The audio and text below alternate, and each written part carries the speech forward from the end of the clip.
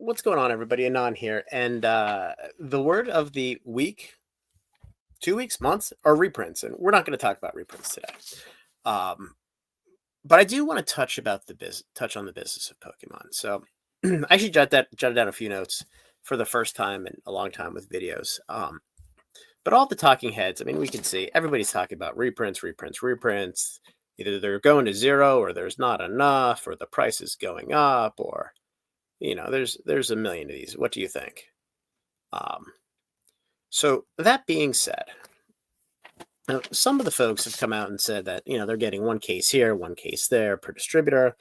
I think to some extent that's probably correct.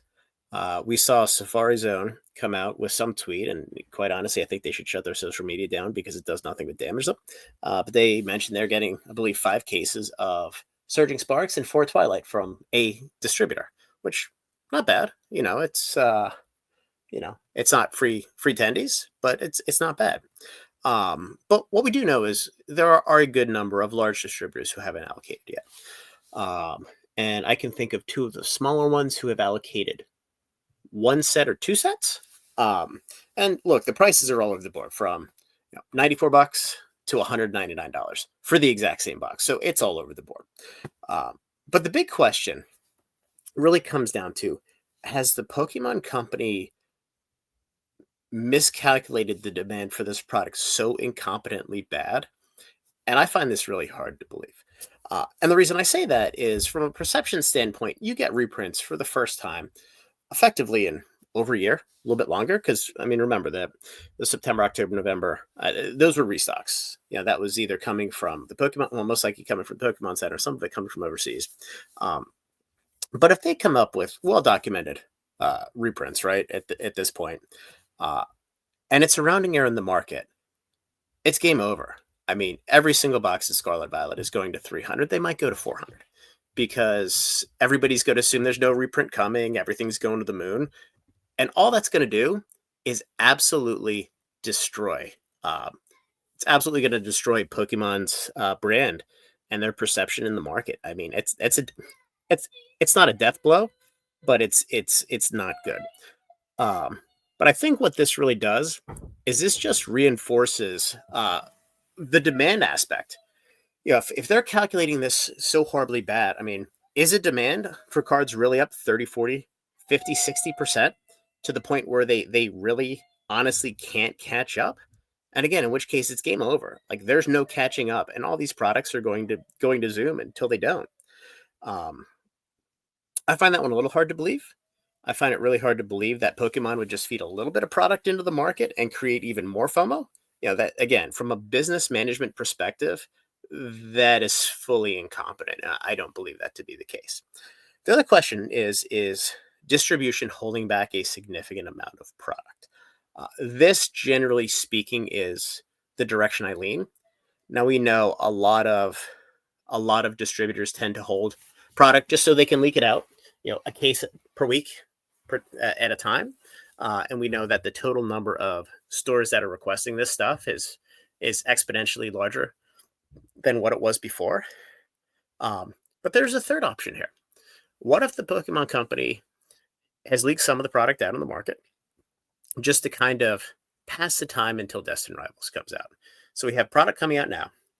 We have 3 weeks until Journey Together. And then we have another 4 or 5 weeks, 4 or 5, 6 weeks until Destined Rivals. So what if these guys have allocated all of their print time to mass printing booster boxes of Destined Rivals, which they're just going to absolutely shock the market with? That's kind of what scares me a little bit.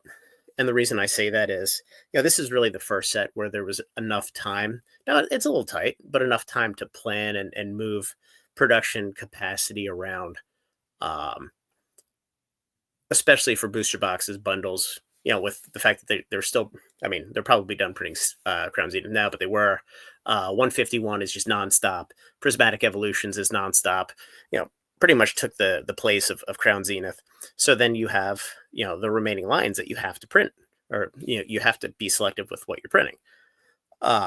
So, did they really allocate a small amount to this and then just kind of said, you know what, screw it. We're going to allocate everything or all of our print time to Destined Rivals and crush the market there? It's a strategy. It's a bold strategy, Cotton, but it's a strategy. Um, but let's talk about distribution real quick. Non-traditional distribution. So the vending machines have failed. They failed miserably. Yeah, if any of you haven't seen videos yet, it looks like they've reprogrammed the computers to have time release drops and randomized drops that are out there, which is I think is a net positive. The problem being is, now you're bringing the human interaction of you have angry scalpers, people, whatever, who can't get the product.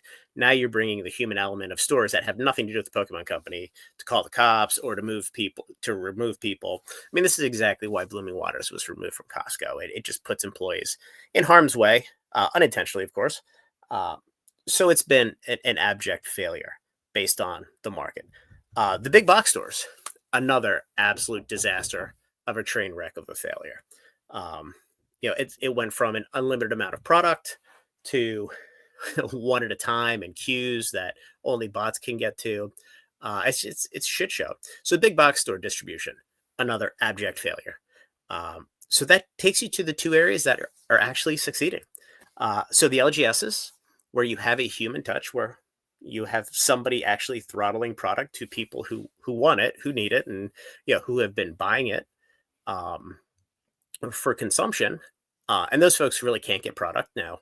Here, they'll get some product. They'll have product for packs for a couple weeks, which is great. And then you have Pokemon Center. The direct to consumer model is working. Now, that's assuming that there's product to sell on Pokemon Center. Right now, there's not much. But I think the Pokemon Company really has a problem here. If they truly miscalculated how much demand there is out there, and again, I can't believe that they're that incompetent on the business side. That would shock me. I think there's another shoe going to drop here, but we'll see. If it's the distributor's fault, they're just going to keep leaking product, and then in 6 weeks, maybe the market starts to plateau a little bit. But we'll see. We'll see what happens. It's certainly interesting times. But yeah, we just want to spend a little bit of time talking about the business of Pokemon. The some of the concepts behind what the Pokemon Company might be doing and what's happening in between. So, anyway, guys, a little bit of a more complex discussion than no boxes, MSRP, Moon. But we'll talk soon. So, like the video, subscribe to the channel, and join the Discord. Have a good night.